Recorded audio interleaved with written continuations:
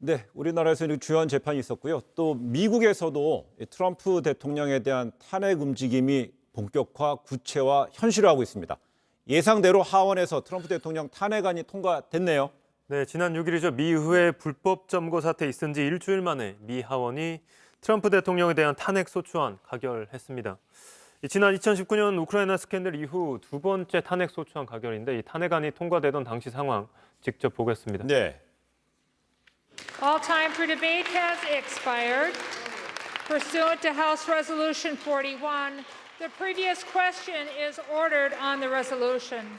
The question is on adoption of the resolution. Those in favor say aye. Those opposed say no.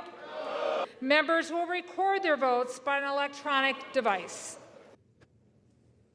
On this vote, the ayes are 232, the nays are 197. The resolution is adopted. Without objection, the motion to reconsider is laid upon the table. 네, 영상 보신 것처럼 트럼프 대통령 탄핵안 이 찬성 232명, 반대 197명 과반 찬성으로 통과됐습니다. 그런데 공화당 의원들이 두 자릿수가 탄핵에 찬성했어요. 네, 그렇습니다. 네. 일단 민주당 의원은 전원 찬성표 던졌고 그런데 공화당 의원들도 10명이나 트럼프 대통령 탄핵 소추에 찬성했습니다. 지난 2019년 이 우크라이나 스캔들 당시 탄핵안 처리 과정에선 공화당 하원의원 가운데 단 한 명의 이탈표도 나오지 않았습니다. 하지만 이번에는 10명이 트럼프 대통령 내란 선동 혐의에 사실상 동의한 것으로 보입니다. 트럼프 대통령이 이로써 미국 역사상 처음으로 이 재임 중 하원에서 두 번의 탄핵 소추안 통과된 대통령이라는 불명에 앉게 됐습니다.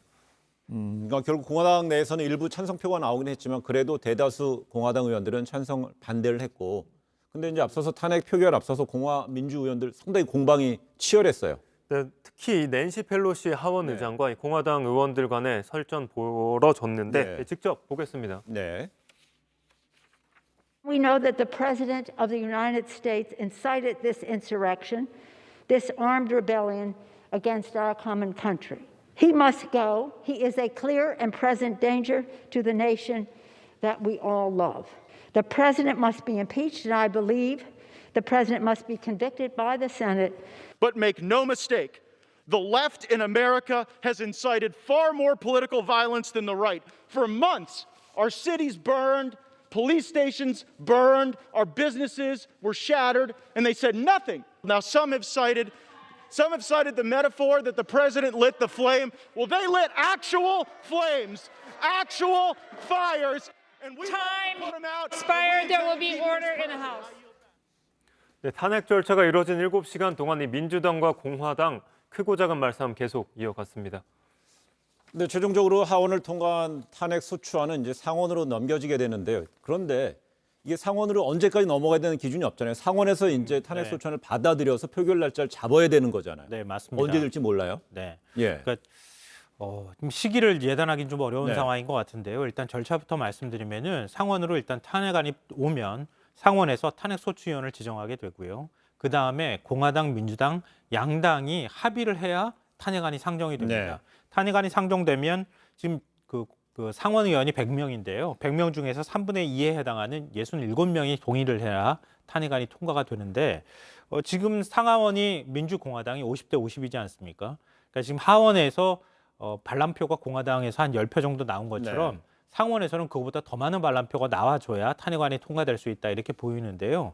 근데 미치 매코널 공화당 원내대표가 지금 탄핵안을 대통령 취임식 이전에는 처리하지 않겠다는 식의 태도를 보이고 네. 있어서 일단 대통령 취임식 이후에 탄핵안이 처리될 가능성이 있는데 그것 또한 전반적인 분위기로 본다면 공화당 쪽에서 반란표가 나올 수 있기는 하겠지만 과연 그만큼의 반란표가 나올 수 있겠느냐 이런 거에 대해서 좀 반신반의하는 분위기이기도 합니다. 결국 공화당에서는요, 2022년에 있는 중간선거라든지 또 2024년의 대선에서 또 트럼프 대통령, 정치인 트럼프의 어떤 영향력이 자신들한테 유리하게 작용할지, 어떻게 작용할지에 대해서 좀 가늠하기 좀 힘든 상황일 것 같기도 한데요. 트럼프 대통령 하원에서 통과된 이후에 입장을 냈습니까? 네, 트럼프 대통령이 입장을 냈는데 네. 자신은 폭력을 지지하지 않는다 이렇게 말을 네. 했습니다. 이 사건 연루자들이 재판을 받아야 한다고도 밝혔는데 직접 들어보겠습니다. 네. No true supporter of mine could ever endorse political violence. No true supporter of mine could ever disrespect law enforcement or our great American flag. No true supporter of mine could ever threaten or harass their fellow Americans. Whether you are on the right or on the left, a Democrat or a Republican, there is never a justification for violence. No excuses, no exceptions. America is a nation of laws. Those who engaged in the attacks last week will be brought to justice. 네, 지금 보신 것처럼 트럼프 대통령 이 의회 점거 사태에 대해 엄정 처벌을 경고했습니다.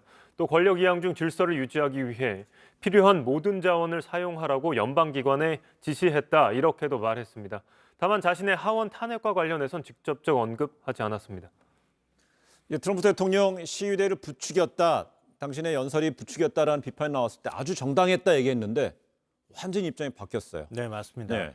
이 지지자 동원 정치를 하려고 하는 거죠. 트럼프 대통령 입장에서는 탄핵안이 가결되면 정치적 재기가 불가능해지거든요.